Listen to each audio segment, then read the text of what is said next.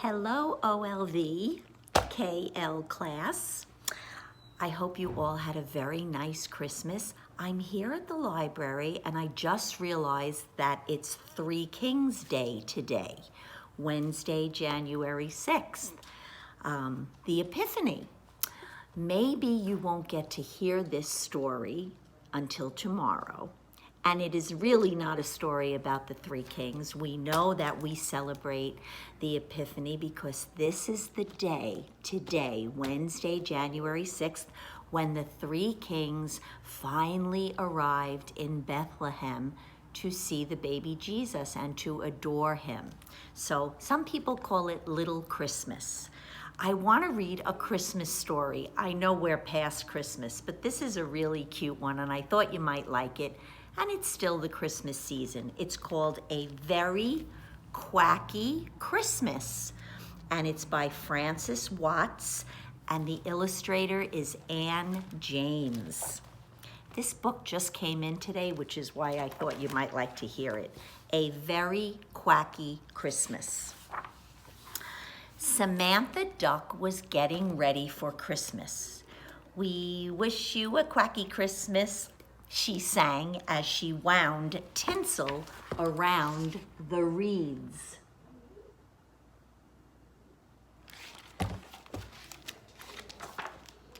What are you doing, Samantha? Asked her friend Sebastian. Animals don't put up Christmas decorations. We don't? No, said Sebastian. Christmas is not for animals. The next day, Sebastian found Samantha hanging ornaments on a branch. Oops. And that wasn't all.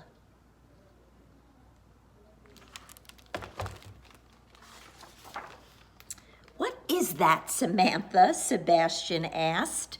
It's my Christmas stocking. Sebastian shook his head. I told you, he said, Christmas is not for animals. When Sebastian visited Samantha the following afternoon, she was writing on a long piece of paper. We wish you a quacky Christmas, she sang.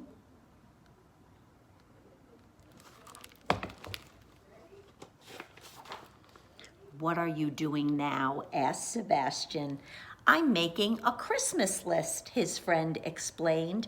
I'm going to give presents to animals all over the world. What? That's impossible, Sebastian said. Listen to me, Samantha. Christmas is not for animals. Christmas is about giving and sharing, isn't it? Said Samantha.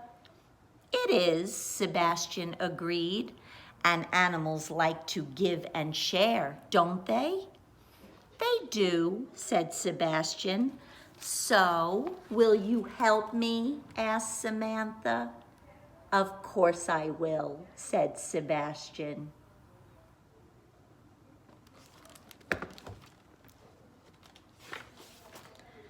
We'll make all the presents ourselves, Samantha decided.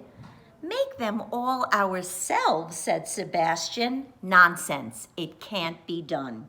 Oh, yes, it can, his friend replied, and we'll ask the other animals on the farm to help.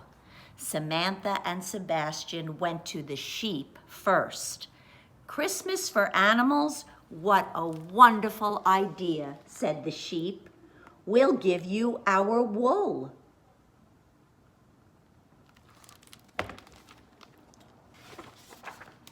All that day and late into the night, Samantha and Sebastian knitted the wool into socks with spots and scarves with stripes and hats with pom-poms on top.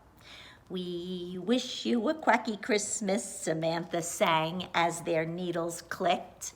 The two friends went to the hens next. It's about time the animals celebrated Christmas, said the hens. We'll give you our eggs.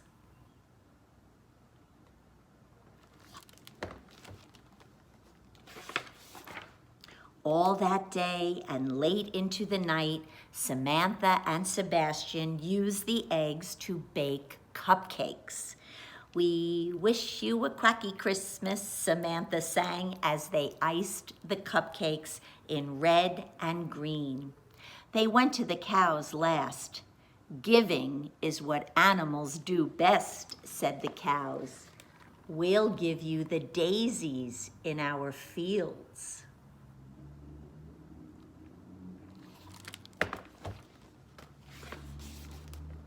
All that day and late into the night, Samantha and Sebastian wove the flowers into daisy chains. We wish you a quacky Christmas, Samantha sang as they worked. Then they wrapped the hats and socks and scarves in brightly colored paper, put the cupcakes in crackly cellophane, and tied silver ribbons around the daisy chains.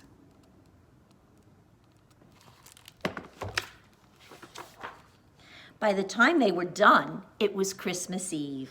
Now we have to deliver all these presents, said Samantha. Preposterous, spluttered Sebastian. There is no way we can do it. Oh, yes, there is, his friend insisted. We'll ask the donkey to lend us his cart. Samantha and Sebastian found the donkey in the stables. Christmas is about sharing, said the donkey. I would be happy to share my cart with you.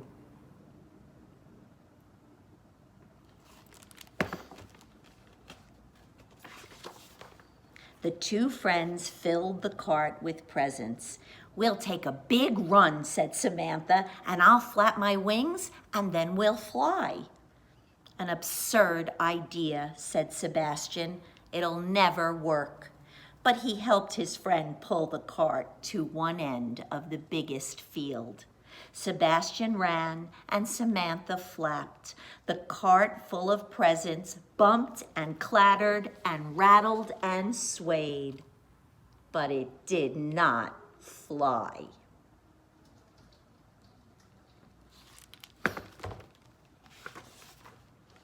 Maybe I didn't flap hard enough, said Samantha. Let's try again. This really is ridiculous, Sebastian thought as they turned the cart around. Sebastian ran across the field as fast as he could, and Samantha flapped and flapped.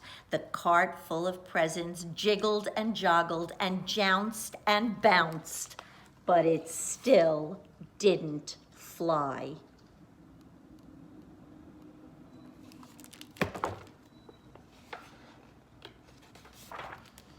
You were right all along, said Samantha sadly.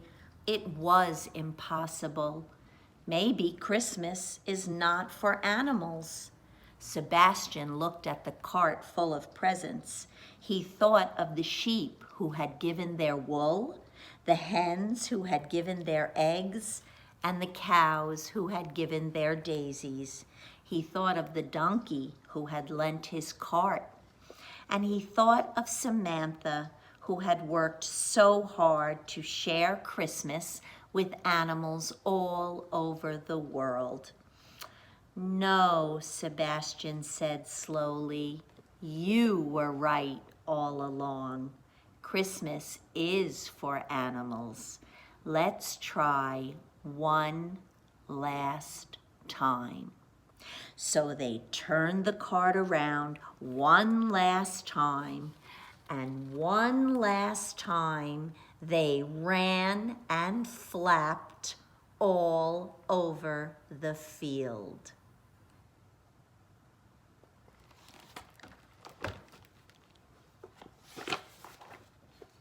And as the evening star rose into the dusky sky, Sebastian and Samantha and the cart full of presents rose too.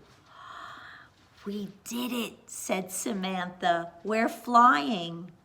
They rose higher and higher till the farm was just a tiny dot below. Samantha gave a loud, happy quack, then began to sing. We wish you a quacky Christmas. We wish you a quacky Christmas. On Christmas morning, animals all over the world woke up to find a special surprise. Do you see the socks and the hats with the pom-poms and the cupcakes and the daisy chain? My favorite is, look at the camel's 2 humps. A hat for each camel hump.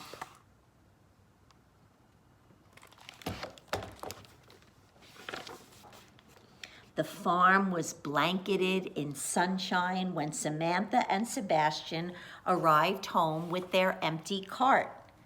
Or was it empty? Not quite. While Samantha and Sebastian opened their presents, they both sang Samantha's favorite Christmas song. We wish you a quacky Christmas. We wish you a quacky Christmas. We wish you a quacky Christmas. Oops. And a ducky New Year. Wow. You see what you can do when you put your mind to it and you have a good friend to help you? They didn't think they'd be able to deliver all those Christmas presents, but they did. So this story kind of reminded me of the 3 wise men, right? They had to travel so far to get to Bethlehem to give Jesus their gifts of gold, frankincense, and myrrh for his birthday and to adore him. Okay, have a wonderful day, KL. I'll see you soon. Thanks.